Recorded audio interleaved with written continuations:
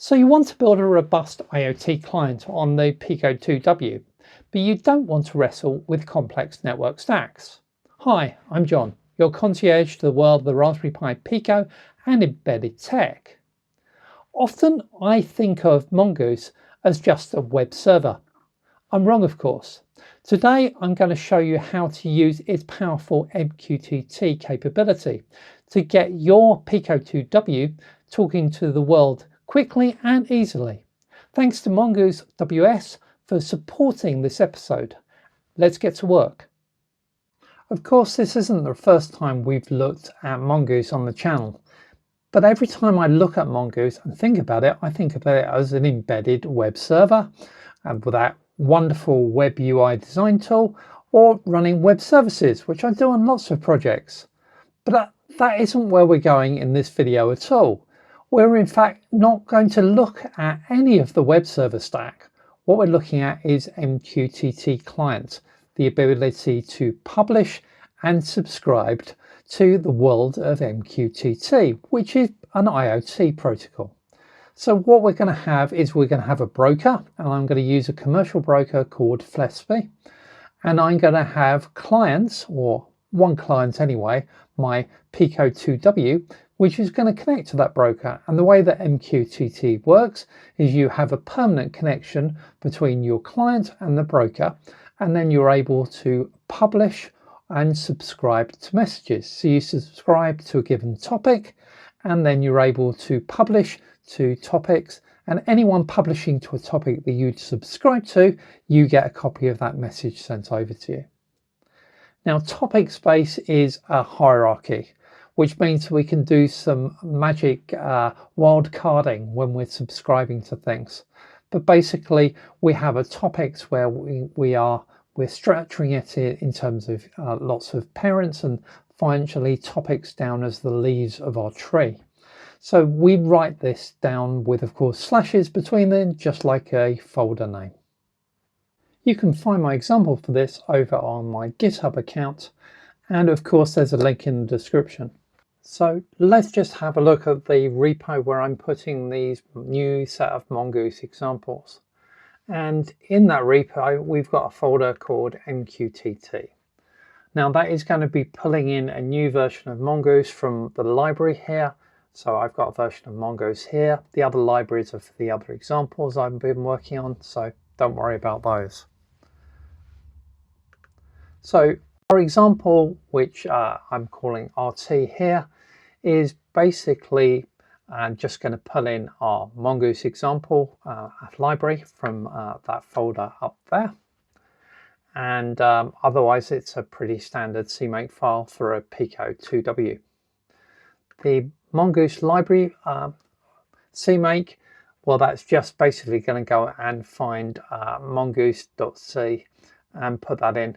It's also going to put in some port code. So I'm going to port the library to provide the mongoose config.h file, which tells Mongoose what we want to use for this particular example. So I want to tell Mongoose that we're on the Pico SDK, that I want to use Mongoose's own TCP IP driver and their own Pico W code for the Wi-Fi connection. So that's all done in there, and I've also given it the approach to get credentials in. So we need to provide credentials to join the Wi-Fi, and that's how I'm getting those credentials in. Now there are a few other bits of magic around those credentials. So if we go into the source folder, so where our actual code is, and have a look at the libraries we're linking in here, we're of course linking in Mongoose and a few other libraries that Mongoose likes. On my example, I'm going to put the standard I/O going out over UART and over pins 16 and 17, because that tends to be my approach. You might want to change it to USB or whichever sets of pins you like to use for standard I/O. And there's quite a lot of definitions I'm passing through here. So my approach to avoid putting credentials into the code, and I've got quite a few credentials because we've got credentials around our Wi-Fi, And then we've got credentials around the client and user to actually connect to Flespy. Plus, of course, need to know what Flespy's URL is in terms, in port and host name. So I've broken those all out, and they're all coming in as hash defines through here. And I'm actually picking them up through this nice approach of taking them in as environmental variables. That way, those environmental variables stick on my laptop and don't get into GitHub. So this is where all of those definitions come in from. So with those bits of advice, we can really start having a look at the code. So as you see at the top here, I'm going to first of all build up the URL for Mongoose to connect to for this MQTT service. And it's basically going to be a combination of the strings MQTT type, the host name that I'm passing in, colon, and the port name I'm passing in. Then we've got a couple of topic definitions that I'm going to put up. The topic for us to subscribe to, which is what we're going to receive from, and the topic we are going to publish to. And they could be anything in the MQTT space, well, that we're allowed to. Some MQTT brokers allow us to put security controls on this stuff. Right, so then we've got a couple of other bits here that are handles for our connection and the QoS level we want to use for our messaging. So we got here our Wi-Fi setup just as we've had before. So we need to connect to Wi-Fi, and this little bit of code here is the same code that the UI generator spits out in order for us to run up a web host. It's just I'm using it here to get us connected so that we can actually talk MQTT.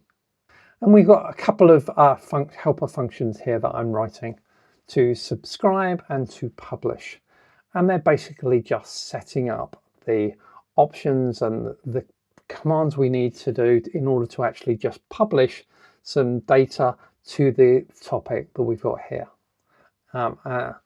And that's what I'm doing, and that's what publish is doing. Subscribe is doing very similar. We're just giving it a topic and saying, please subscribe to this one. So we'll come back to this event handler, because really the event handler is the main bit of code. But let's just drop down here to main. So what are we doing in main? We're really just setting up Mongoose to run. So we're going to initialize Mongoose with the MGR in it, same as we do for web host. We're going to set up a timer which is going to keep on running a little bit of code for us, which is basically going to check if we're connected or if MQTT has thrown an error and we need to reconnect.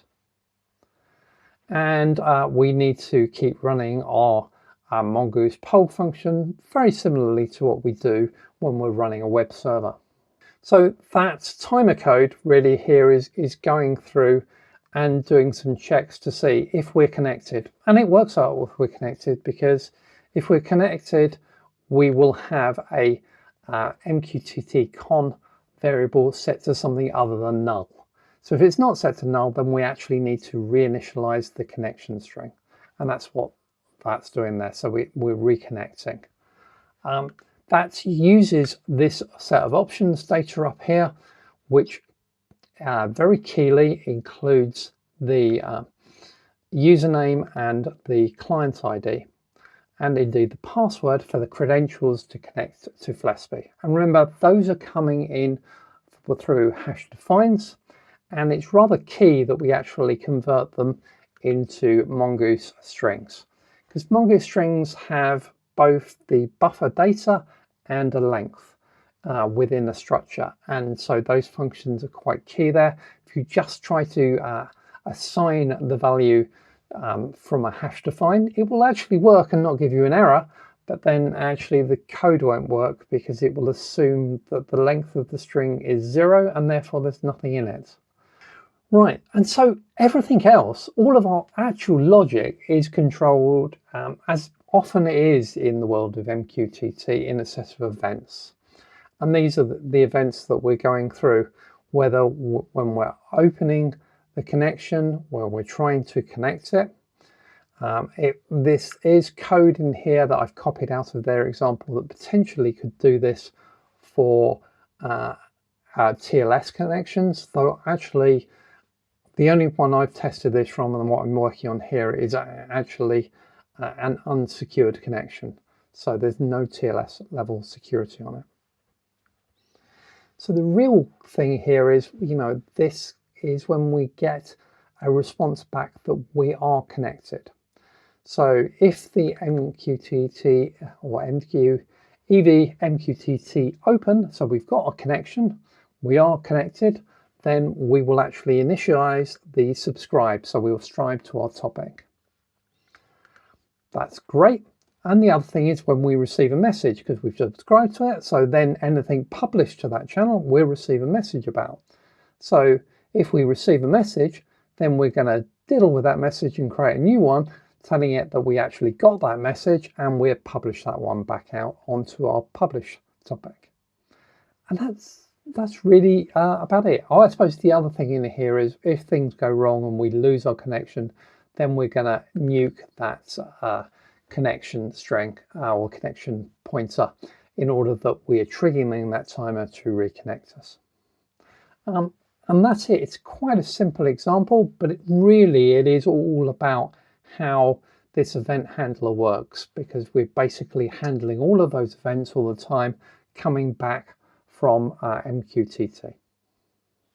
Now I'm going to need a test client to check that this all works, and the way I'm going to do that is I'm going to use Python and the Paho library. Now my approach to testing whether this all works or not is going to use some Python code running on my laptop. So I'm going to run that using this Paho library for Python, which basically gives you a nice MQTT client, which is ideal. And once again, I'm going to pull in my credentials and my host that I'm trying to connect to and port I'm trying to connect to, all from environmental variables.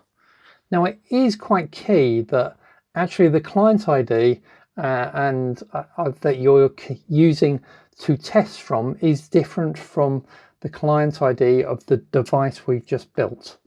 And that's because MQTT brokers have a rule in them that says if a device connects and they're already connected, then ditch their previous connection.